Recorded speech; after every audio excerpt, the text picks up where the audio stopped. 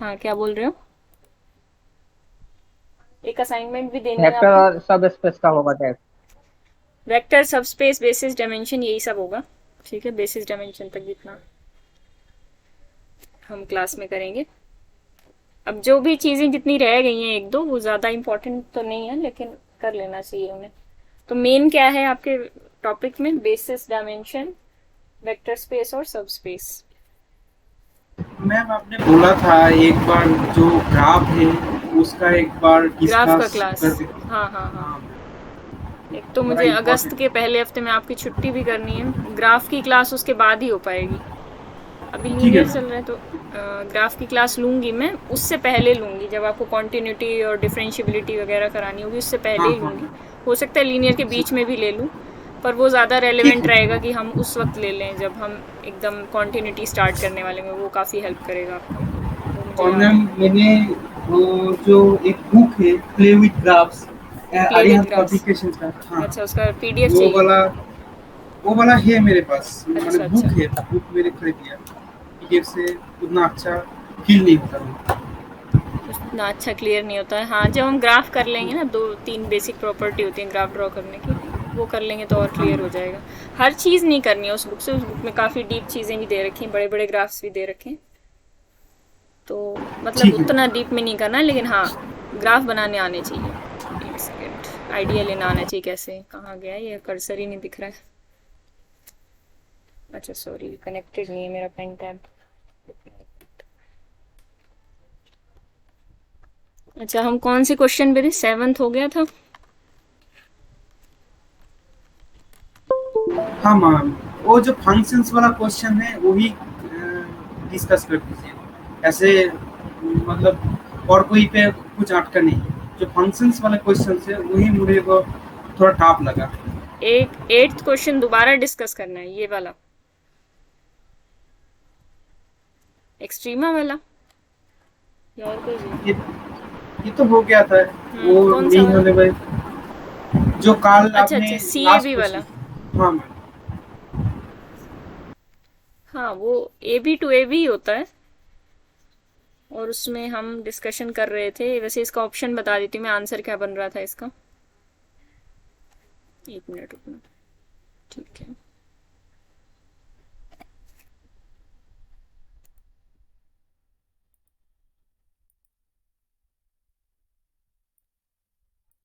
हाँ, तो first second third fourth इसमें से पूछ रखा था कौन सा हमारा सेट ऑफ फंक्शंस में से ये जो सबस्पेसेस दे, कौन सा सबस्पेस फॉर्म करेगा मतलब इसमें से। तो फर्स्ट वाला तो कर रहा था, मैं इसका आंसर बता देती हूँ कौन सा पूछा है। हाँ, सब स्पेस ही पूछा हुआ है। फर्स्ट वाला कर रहा था, सेकंड वाला नहीं करेगा, थर्ड वाला नहीं करेगा, और नन ऑफ दीज भी कट जाएगा इसकी वजह से। ठीक है ना? तो हम क्या देख रहे थे? आपको इसमें डाउट है सी ए बी में? सी ए बी क्या होता है? Set of all functions from open interval A B to open interval A B, जहाँ पे ये क्या डिनोट करता है? डोमेन। और ये क्या डिनोट करता है? कोडोमेन। ठीक है, तो इसको डिनोट थोड़ा इस तरीके से कर सकते हो। एफ लिख के, एक सेकेंड, एफ लिख के, एफ सच दैट, ये F such that F is defined from A B to A B. अब यही C closed interval A B हो तो उसको इस तरीके से डिनोट किया जा सकता है। अच्छा, एक और एक्स्ट्रा बात आएगी ना, set of all continuous functions का सेट होता है, एंड एफ इज कॉन्टिन्यूस। इतनी बात आपको लिखनी पड़ेगी जब आप इस सेट को डिफाइन कर रहे हो। क्लोज्ड सी ए बी को कैसे डिफाइन करेंगे? F such that F is defined from closed interval A B to closed interval A B, and F is continuous. आवाज कहीं से कुछ ब्रेक तो नहीं हो रही? इंटरनेट कनेक्शन ठीक है? हाँ मैम, यस मैम। मेरे को तो क्लियर आ रही है। ठीक है। फिर हमने कहा था कि ये जो ए बी है इसका बड़ा महत्व है। क्यों है? क्योंकि जब हम इस तरीके से कुछ निकालना चाहेंगे, मतलब set of all continuous functions from open zero one two open zero one, तो इसके अंदर हम जानते हैं कि जीरो फंक्शन नहीं आ सकता, यानी F X equal to zero ये फंक्शन इसके अंदर नहीं आएगा। क्यों नहीं आएगा? क्योंकि ये डिफाइंड कहाँ से कहाँ तक है? आर टू आर तो डिफाइंड होता ही है, लेकिन डोमेन को हमेशा छोटा किया जा सकता है।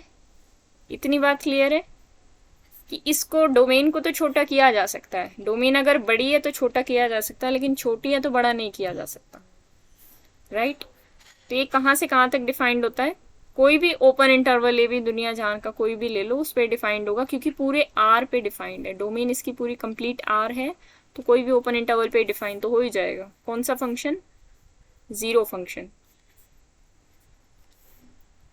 और इसकी रेंज क्या आती है? रेंज अगर मैं यहाँ लिख दूं तो कोई दिक्कत नहीं है, रेंज ना भी लिखो तो पूरा आर भी लिख सकते हो, कुछ भी लिख सकते हो। लेकिन एक बात यहाँ पे ये अपनी तरफ से देखो, अगर एफ को यहाँ से यहाँ तक डिफाइन किया गया, एफ क्या है यहाँ पे? जीरो फंक्शन, ओपन 0 1 से ओपन 0 1, तो ये फंक्शन डिफाइंड नहीं होगा यहाँ पे। क्यों डिफाइंड नहीं होगा? क्योंकि जब आप एफ ऑफ एक्स की रेंज निकालते हो वो आता है 0, यानी 0 सिंगलटन इसकी रेंज है। रेंज सेट जो इसका बनता है इस फंक्शन का, वो क्या बनता है? सिंगलटन 0। अभी जो रेंज सेट है ये कोडोमेन में कंटेन होना चाहिए। जो मर्जी आप कोडोमेन डिफाइन करें उस पर डिफाइन होना चाहिए ना, उसमें कंटेन्ड होनी चाहिए रेंज। पर आपकी जो रेंज है सिंगलटन 0, ये कंटेन्ड नहीं होती ओपन 0 1 में, अगर कोडोमेन ये लेके चले हो आप। तो इसका मतलब जो पॉइंट है रेंज का वो कोडोमेन में नहीं आ रहा। अब ये नहीं आ रहा है तो इसका मतलब जीरो फंक्शन इसके अंदर नहीं बिलोंग करेगा। तो आप ये लिख सकते हो कि जीरो फंक्शन को अगर ऐसे ओ से डिनोट कर दूं मैं, this function does not belong to C open 0,1। ये बात बस एक्स्ट्रा बताई थी मैंने। इसके अलावा भी और कुछ जानना चाहते हो? और कहीं कुछ डाउट हो?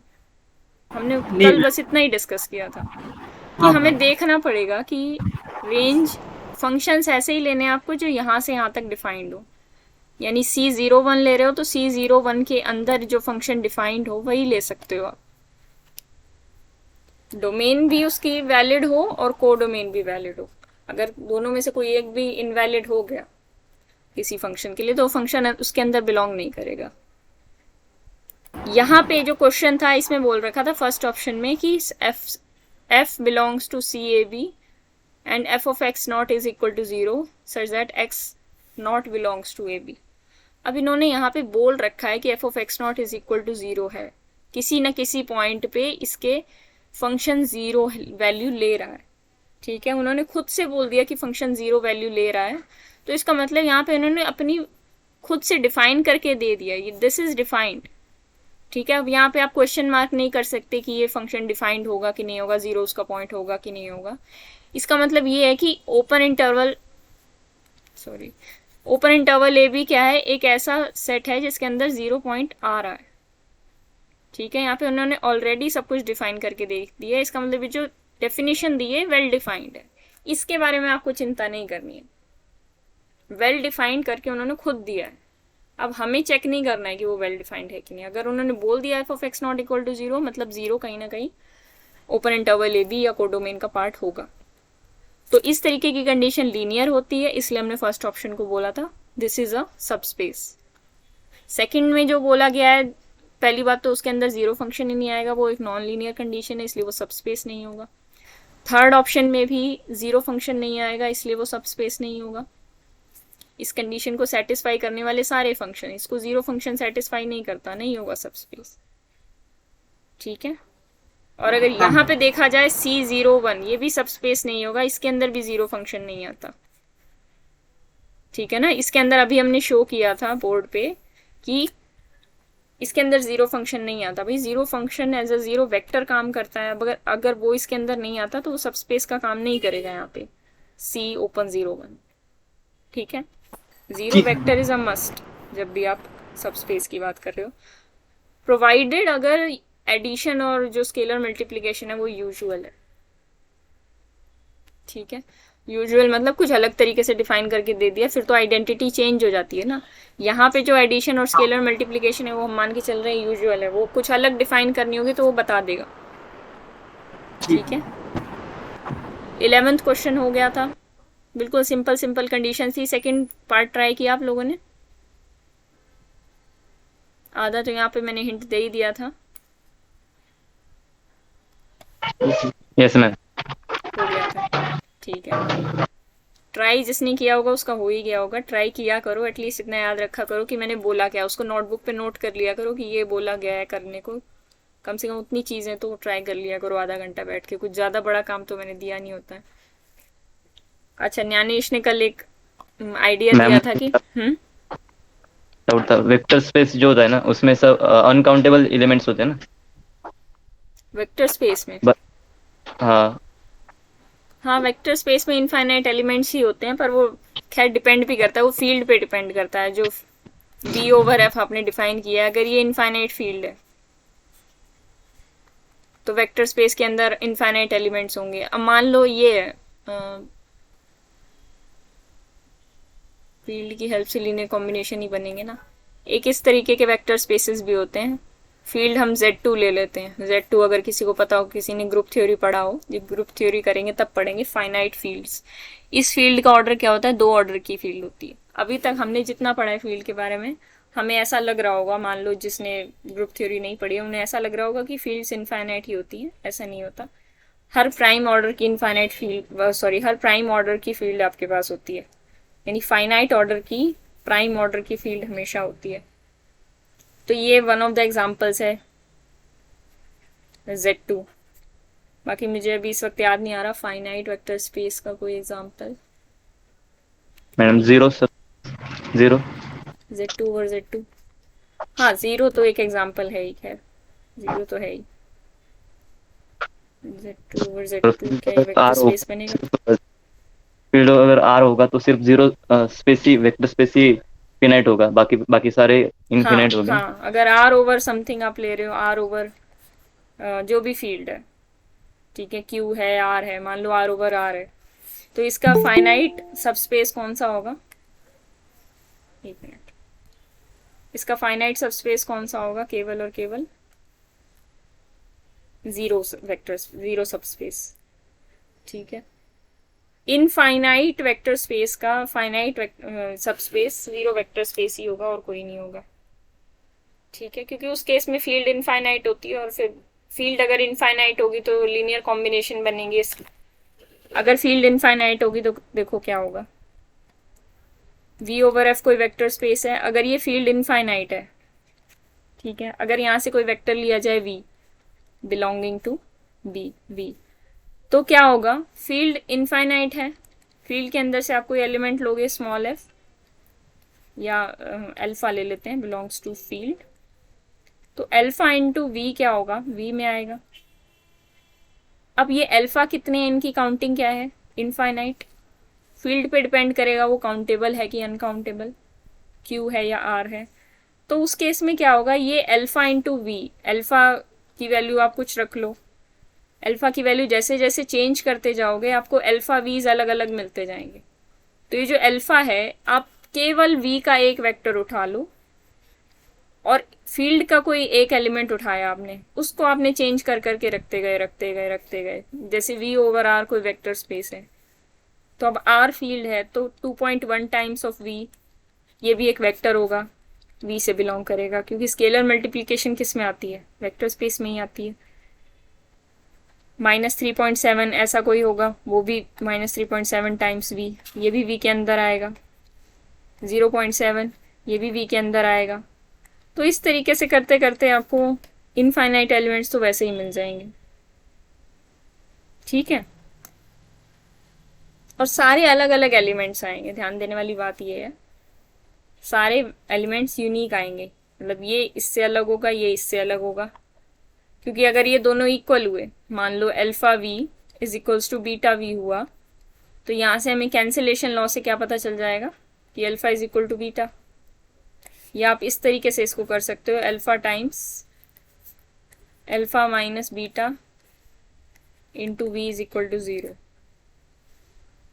ठीक है। अगर v एक नॉन जीरो वेक्टर है तो स्केलर को 0 होना पड़ेगा, ठीक है। ये लीनियर कॉम्बिनेशन बन गया ना, एज ए लीनियर कॉम्बिनेशन इसको देखा जा सकता है, ठीक है, अगर ये कोई नॉन जीरो वेक्टर है तो ऑब्वियसली क्या होगा, ये लीनियरली इंडिपेंडेंट होगा। तो लीनियरली इंडिपेंडेंट होगा तो क्या होगा, अल्फा माइनस बीटा को जीरो होना पड़ेगा। ठीक है, तो अल्फा इक्वल टू बीटा हो जाएगा। मतलब कोई भी दो वेक्टर्स अल्फा वी और बीटा भी कभी बराबर नहीं होंगे, बराबर होंगे तो अल्फा और बीटा को इक्वल होना पड़ेगा। तो इस तरीके से के छोटे मोटे एक्सपेरिमेंट्स करते रहा करो और पूछते रहा करो। मैडम समझे मीन्स फील्ड? हाँ, कभी भी सेट ऑफ वेक्टर कभी भी सबस्पेस नहीं हो सकता। Set of vectors set of vectors, पूरी बात बोलो, समझी नहीं मैं पूरी बात क्या बोली सेट ऑफ आपने। Set of finite vectors set of if you are finite, हाँ सेट ऑफ फाइनाइट वेक्टर्स अगर गिवन होगा तो कभी वेक्टर स्पेस नहीं हो सकता। मतलब अगर 1 1 0 1 like this 1 0 1 1 2 0 like these vectors if you have then that will one not zero be और जीरो वन, ठीक है। हाँ, देखो अगर फील्ड इनफाइनाइट होगी तो उस केस में क्या होगा, फील्ड के आप कोई भी एलिमेंट्स लोगे उनका लीनियर कॉम्बिनेशन इसी के अंदर होगा। फील्ड के अंदर से अल्फा और बीटा ले लिया मान लो आपने, ठीक है, तो आपने वेक्टर स्पेस इसको बोला है, तो alpha times of 1 0 plus beta times of 0 1 भी इसी के अंदर आएगा। अल्फा और बीटा